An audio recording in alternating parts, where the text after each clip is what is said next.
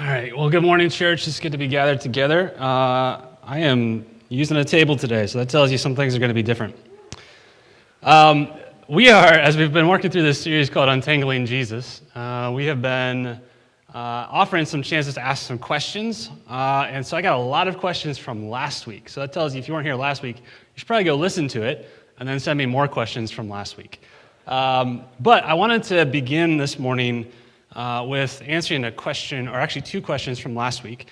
We have a number on the screen I want to put up. Actually, there's the question. Go back to the number on the screen. Do we have the number on the screen? We might not have the number on the screen.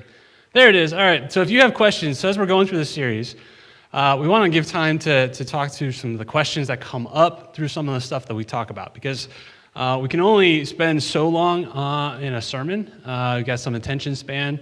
And then lunch happens. So we want to give a little bit of time through each of our services to address some of the questions that you might have. So that's the number. You can text that at any point during the week. And then as we get some good questions in, not good questions, but as we get questions in, then we're going to address them. So this morning I want to actually address these two questions. And this is going to lead right into where we're going to go in our sermon this morning. So last week we talked about sin, and Paul in 1 Corinthians chapter 5, which we're in 1 Corinthians through the series, he says you need to address sin within the community. He even says some intense language like expel the sinful person from your community, which if you have a good kind of self-understanding, you'll be like, ooh, do I belong? So that's kind of these two questions, I think, kind of get into some of that. What does that look like? So I want to answer the first question, and then we'll get to the second question. So the first question is, I have some sins that are still habitual. Should believers not associate with me? That's a really good question. Because you're probably not alone in asking that question and thinking through that question. So last week, in the context, if you were here, you might remember this. If you weren't in the context, there's a couple that is not just sinful in their relationship, but they are boastful about their relationship, right? And so Paul's concern is not simply that there's a sin, although he is concerned about that, but that their response to that has actually almost kind of erased in their mind and in their conscience that this is a sin. And so they're proud about it. And so his concern then is that it's not just that you're doing this thing that's sinful, but that you've actually kind of deadened your conscience to it. And so Paul's concern is that in particular. In fact, in other places in Paul's writing, he will talk about searing your conscience. That if you continue in sin, and you kind of get to this place where this isn't that big of a deal, you actually kind of deaden your ability to hear from the Spirit. And it kind of can start to get in the way of your life following Jesus, which is a very significant, that should be a concern to you if you're following Jesus. So Paul's concern is not just that this guy can't seem to get over this habit of sin, but that his heart has grown hard. And that's the pattern that we see in the New Testament, is that when your heart grows hard to sin, that's often when the church community steps in or pastor steps in and says, hey, this is an issue. Are you aware of that, and are you addressing that?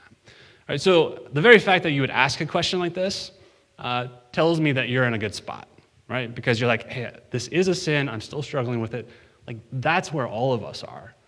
But the moment that you start kind of building justifications for it, defenses for it, that's when you're in a dangerous position. And that's when Paul would say, hang on, you need to address this. Which gets to the second question. Right? So the second question is, if people consider themselves brothers, or in other words, Christians, but are deep in sin, how do you balance law versus love? Which is a good other side of the question. Okay, if I'm with that person and I see them in this space, how do I address that? And I want to first kind of address kind of the law versus love thing, and then talk about how we address that together. So Jesus, in the greatest commandment, he said, love the Lord your God with all your heart, soul, mind, and strength, and love your neighbor as yourself. And then he said, all the law and the prophets hang on these things. In other words, what he's saying is all sin ultimately stems from a disordered love. There's something that you're loving other than or more than Jesus. So what it means to follow Jesus and what it means to obey Jesus is to respond in love to who he is and to make him your love, right? So we're not inviting people into kind of a law of you have to follow the rules here and this. The primary concern is, in fact, where's your heart in this? And so to go at this, Jesus talked about this in Matthew chapter 18. He said if there's a brother who sins against you, he said first go to them so that you might win them over.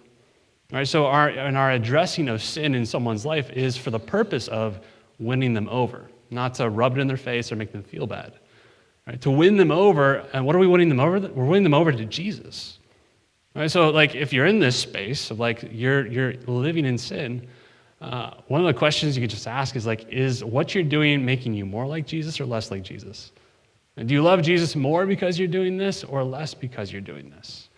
And probably someone who's in that space has not thought about that, or they've kind of built up defenses against that, that they're not willing to listen to it, but that might be kind of one of the ways that you could address that conversation with them. But Jesus goes on in Matthew 18 and says, if someone's unwilling to listen, right, their heart has grown hard, then you bring it to other people. That's what Paul is talking about in 1 Corinthians 5, is you bring a community around to address that.